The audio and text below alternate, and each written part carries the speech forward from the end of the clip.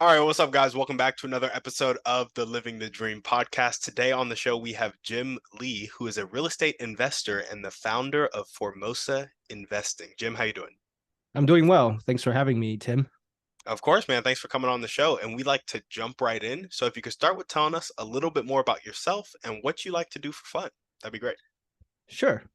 I got my degree in economics from UCLA in 2010, and I started my career as an inside sales representative for LoopNet Costar. Now, through real estate syndication, I've invested in over 600 units in the past 2 years, where I have participated as a general partner and limited partner. What I like to do for fun, snowboarding, exercise, running, hiking, anything that's outdoor pretty much, and anything to do with nature. There we go. There we go. Have you always been an outdoor guy, or did you kind of develop that as you emerged into adulthood?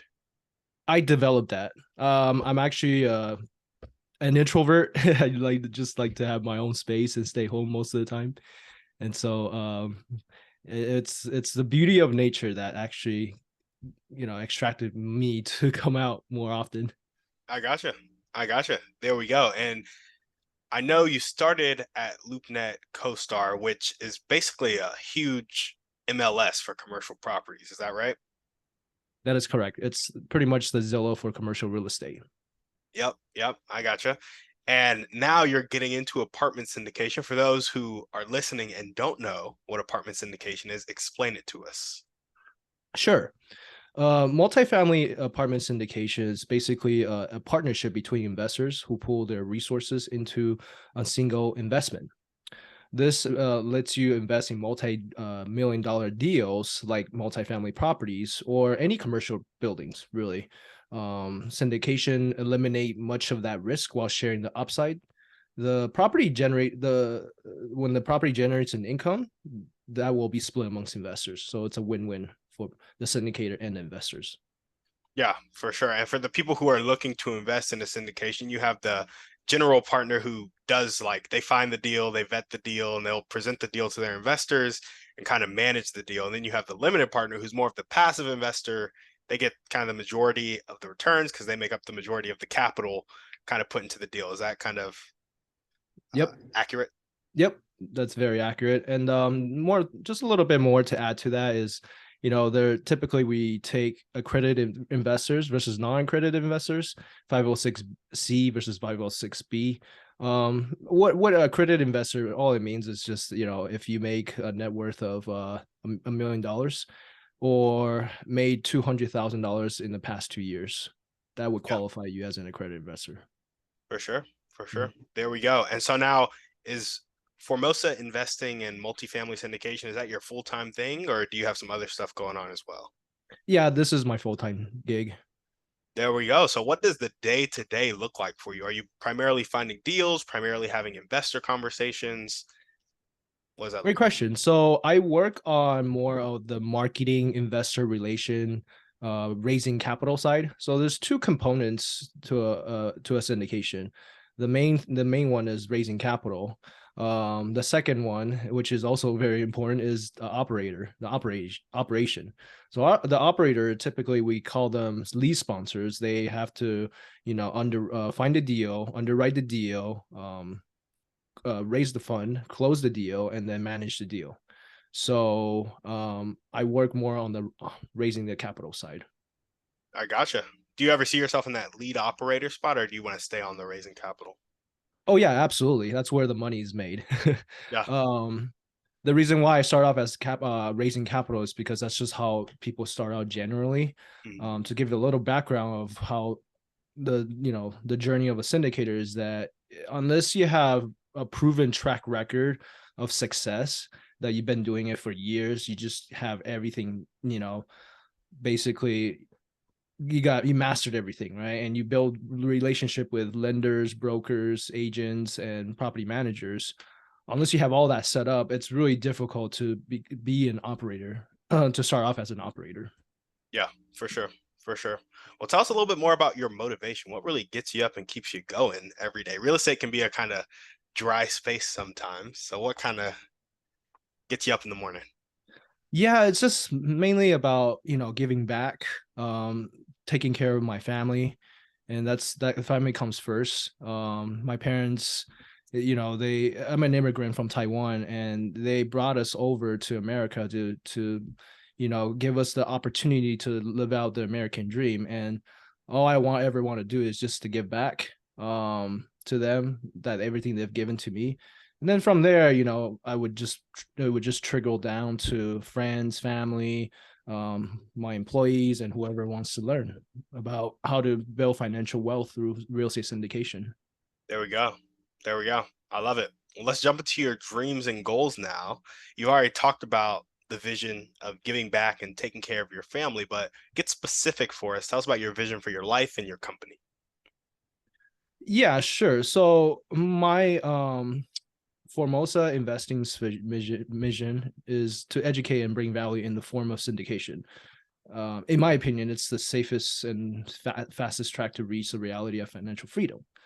My vision is making sure that everyone who's part of Formosa Investing will improve their financial life tenfold, so they can focus on reaching their dreams and not worry about the next paycheck. Yeah, absolutely. I love that. And once you kind of, do you have a number in mind that you need to hit, either units, number of syndications done, or just cash flow coming into your door, coming into your pocket, coming into your company every month before you're kind of at that, I've reached my life goal number, I'm free now? My goal changes from Mhm. year to year. If you're talking about for myself, I'm living pretty comfortably. So right now, I think in terms of just for me, I'm good. But if I'm thinking about my family, taking care of my friends, and just being able to, like I said, giving back, then I would need to at least cash flow minimum 200,000 a year. That's what Yeah, I'm aiming for. I gotcha. I gotcha. 200K a year in cash flow. And when you guys do these syndications, are you always exiting, or do you ever plan to refinance your limited partners out and kind of stay in the deal? Absolutely. So refinance in a structure is always, you should always consider the icing on the cake. So if a sponsor comes to you with a deal that they're planning on refinancing 100%, then be aware of that, because it depends on the market, right? It's just the it's great that if we can pull some cash out and make distribution and return the capital back to the investor. But that's not always the case. Typically, in a real estate syndication, it's a 5-year hold. That's what we project to our investors. And in year three is when we refi. The reason why we set it up that way is because in the first 2 years, we're going to use the cash flow of the first year to renovate the apartment units to add value. Once we add enough value, the property, the price of the property increases, and then we can refi the money out and make distributions that way. Yeah, absolutely. I love it. Well, awesome. Jim, what are the top 1 to 2 skills that you need to develop right now in order to kind of get to your goal of growing Formosa Capital and hitting that 200K a year in cash flow? I would say I need to learn how to delegate task. As an entrepreneur, I think a lot of us, I think a lot of people have this struggle of, okay, I know what I'm doing, I can do this, and I want it done it this way. But if I had to hire somebody else to do this job, maybe they're not going to do it as well as me. So that's something that I'm still trying to get comfortable with. That's definitely a skill set, and that's essentially managing people. Yeah, Another skill set I would say is definitely marketing, and which is why I'm on this podcast with you. It's just putting myself out there. Before I started syndication, I didn't even have a website. I didn't know what a webinar is. I didn't even write any newsletters, but now I have all of them. yeah, absolutely. Yeah, marketing is it's so crucial to business, and so many people will think they're like not succeeding in business or failing in business for various reasons. And then when you come down to it, it's like you just don't have enough eyeballs on your stuff. You probably have a really good product. You probably really care about what you're doing and you could serve a lot of people. You just need the eyeballs to like come through your business and you'll capture, 1 to 2% of them or 10 to 12% of them, depending on, how niche your offer is. And so I think it was Grant Cardone. He was saying, he was chatting with another billionaire guy. He was like, he called me out because before I was where I'm at now, he looked at what I was doing in my life and he was like, you have more money in your house than you do in your brand. So how do you expect to get anywhere? And it's like, it's really just putting that time, energy, effort, and money behind your brand, behind the marketing to get the eyeballs through your business. Yeah, marketing is key, man. Marketing is key for sure. Absolutely, absolutely, and that's something that I've also learned too, is to not be too scared to invest money into it. But obviously you have to do your research and do your due diligence and see what works and what doesn't work for you. Yeah, 100%.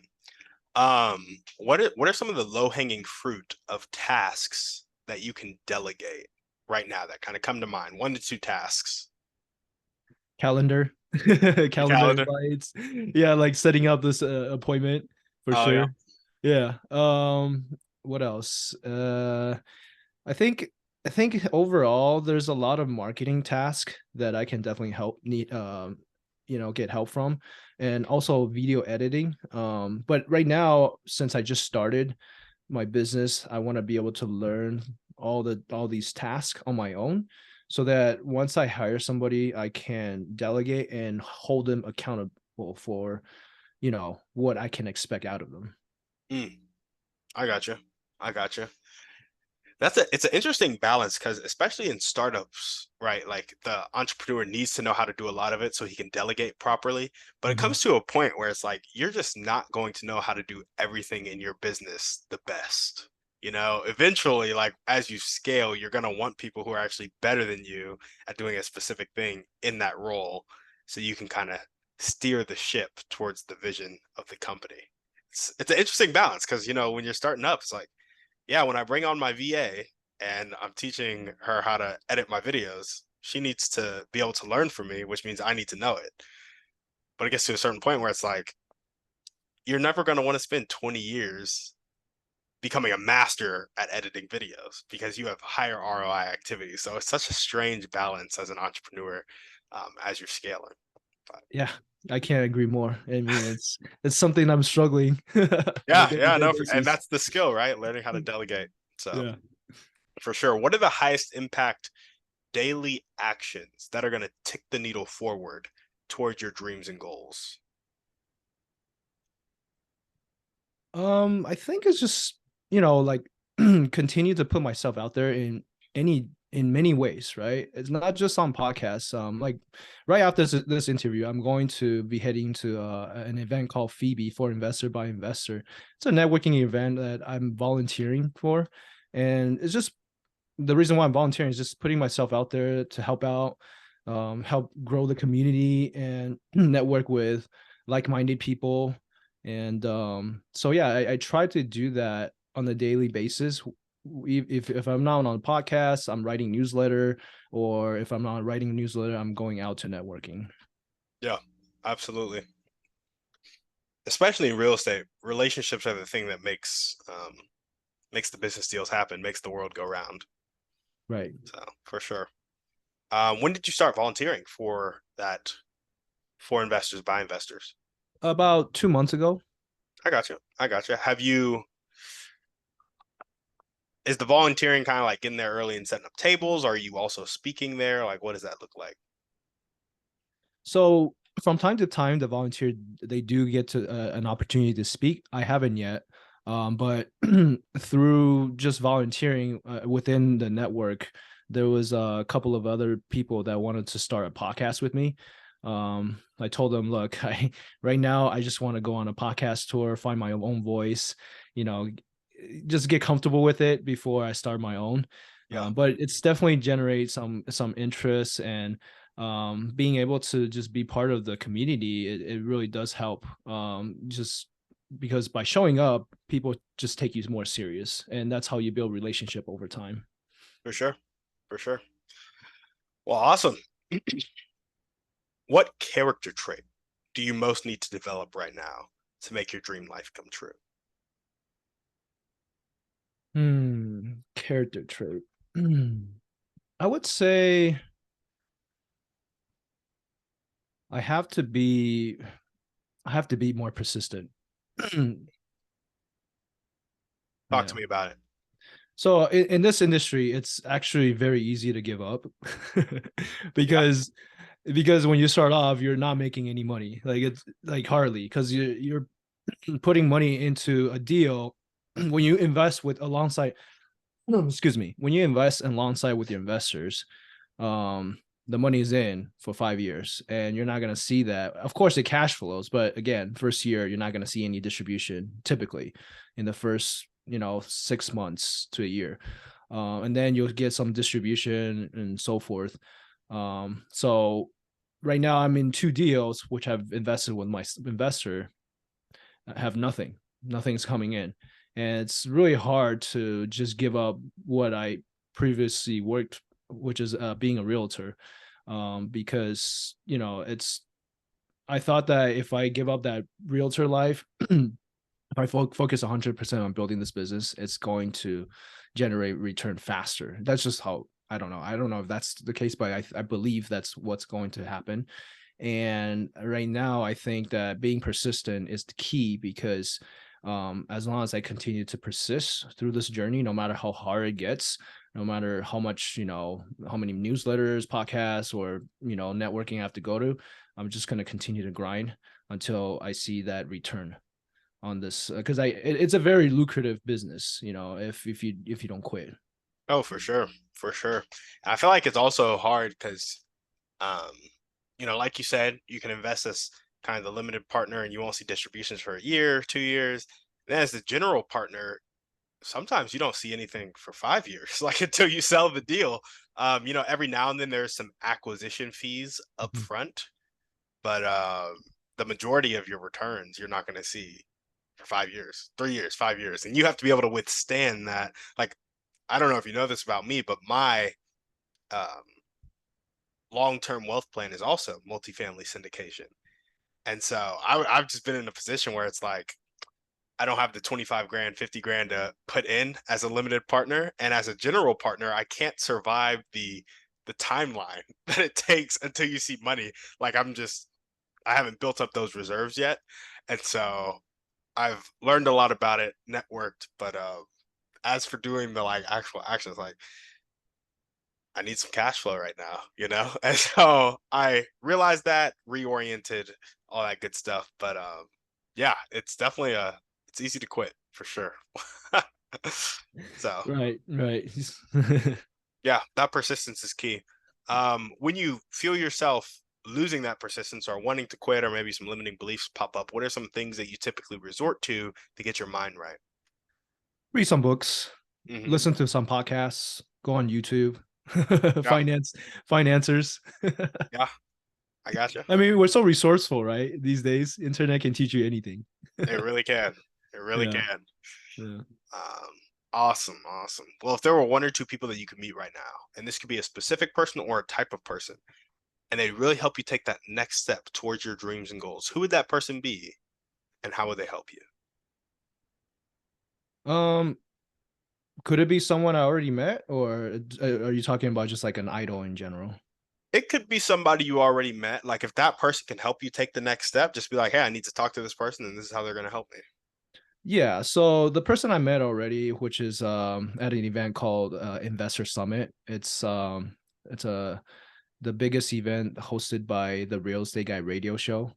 And typically they have, heavy hitters on their at Yeah, their networking event, like people like Robert Kiyosaki, and who wrote the Rich Dad Poor Dad, and also um, one the year that I went, he brought his real estate advisor Kim McElroy. I think he manages like he owns his own property management company and he manages 20,000 units out in Arizona. So I met him. He was definitely my one of my idol and a lot of real estate investors idol. And I was able to pick his brain and it's definitely it was definitely worth the trip. Yeah. So McElroy. Yeah. How do you spell his last name? Do you know? Mceleroy. MC. I Gotcha. think. Yeah. Sounds good. All right. Well, now we're gonna jump into our thriving three. And the first question is, what's your favorite book, movie, or podcast? Pick one of them. Um, one of my favorite book that I'm reading right now actually is called How to Be a Power Connector Ooh, by Judy Robnett. It teaches you basically, what you need to be um looking for when you go out and network, and how can you build your circle of influence by adding value um, as much as possible so that it's going to generate return investment for you as quickly as you can possibly imagine. So that's what the book teaches you. It's great. It's a great book. um well, what was the other two questions? My favorite movie, right? yeah, movie and podcast. My favorite movie, you're gonna laugh about this, but it's actually a cartoon movie called Inside Out. I just love the emotions. I don't know why. Maybe because I lack them, I feel you. I feel you. And do you Yeah. have a favorite podcast? The Real Estate Guy radio show for sure. There during lockdown, I started learning about syndication, and that's where I learned everything about syndication through the radio show. Yeah, who are the two guys that host that? What are their names again? Russell Gray and Robert Helms. Yes, Robert Helms. I've met Robert Helms a couple times. Oh, wow. Yeah, Nice. he's been at some meetups that I've gone to. But yeah, he's a beast. Yeah, they've been doing it for a while. It was Investor Summit is actually hosted by them, so it's a great event, but it costs almost 10 grand to be there. Mhm. Yep, yep, But you yep. get a lot of value out of it, a lot of great networking out of it. Yeah, for sure. And the thing about those types of events, when you go, you're also hanging out with people that paid 10 grand to go. So you're elevating your network just being around those people because there are so many people in the world who can't pay 10 grand to be there. And so or they can and they won't because their mindset isn't in the right place. Right. And so they're not, it's like a filter. And then you get Right. there and everybody's ready to do business. And that was one thing where it's like, I still talk to people to this day about kind of investing in themselves. And I'm like, I understand it's 10K. I understand that mastermind is 40K, but you're going to be hanging out with people who also paid 40K for it. And they're going to be about their business. And so show me the five people you hang around the most. That's probably what your life is going to end up like. So get around some good people. Exactly. You got to surround yourself with like-minded people and people who are taking this serious as serious as you are. Yeah, absolutely. So when you first started investing in yourself, was it a scary thing for you? And if so, how did you overcome that fear? Oh yeah, for sure. Like I mentioned at the beginning of the show, I'm an introvert. I'm actually really shy. So, um, I hate the idea of going out to network. My background is actually when I first started working at LoopNet, I worked as an inside sales representative. So all I did was just pick up phone, collect credit cards over the phone, and sell over the phone. Yeah, When I transitioned to become a realtor and to become a syndicator, that's when I had to really get out of my comfort zone, right, and get out of my bubble, and basically, I think what really prompted me to go out to network for the very first time in Texas with the Real Estate Guy radio show guys is that I think it's just like a massive amount of studying, education, listening to podcasts, and that kind of gave me the confidence to be like, okay, I've known pretty much everything there is that I need to know. What's next? Like I can't delay this anymore longer. I can't continue to push the networking component out of this. And same thing with podcasts too. Just being on a podcast makes me cringe, but I'm on here because I know what I need to do to be able to take my business to the next level by putting yeah, myself out there. I gotcha. Kudos to you, man. I was about to say you're doing a great job. Doing a great Thanks. job. Appreciate it. Yeah. What is one way you like to take care of yourself? Exercise every day. Hmm. Try to be more disciplined and just um go to the gym, go out for a run, go hiking on weekends if I didn't exercise for the weekdays. So yeah, try to stay healthy. Your I health is got your you. wealth. Yeah, for sure. And what's one action step you can take right now or continue to take if you're already doing it too? Work with Ken McElroy. One step. Well, I think it's just basically build my track record, Hmm. and basically be become one of the top players that can add value to Kim McElroy, and that's how I will be able to get, or maybe just have built great connections who Yeah, has with mutual connection with Ken McElroy, and through mutual connection, and I might be able to get in the door. there we go. There we go. All righty, we're gonna jump into our final series of questions now. You ready for it? Sure, go for it. So these can get a little bit personal. If you ever want to pass and not answer, just say, I want to pass. And I'll be like, okay, cool. And then Okay. we'll move on. Okay. What is Interesting. one limiting belief that continues to pop up in your life, if any? Limiting belief. Hmm. Hmm. That's a good question. Let me see here. What's a limiting belief? If any, maybe you don't have any. I mean, I can't. It's if I say I don't have any, it wouldn't sound like me at all. I definitely do have them. I just can't think of one right now. Um, I guess like yeah, I don't have a pass. I got you. Okay, we'll pass on that one. We'll pass on that one. Um, what is your favorite belief that you hold strongly about yourself? So switching from limiting beliefs to abundant beliefs, do you have like a favorite belief about yourself, like that I can do anything, or I'm gonna crush it in real estate syndication, or I'm a good person because I care about my family and friends, something like that that you like just really resonates with you and you hold in your heart.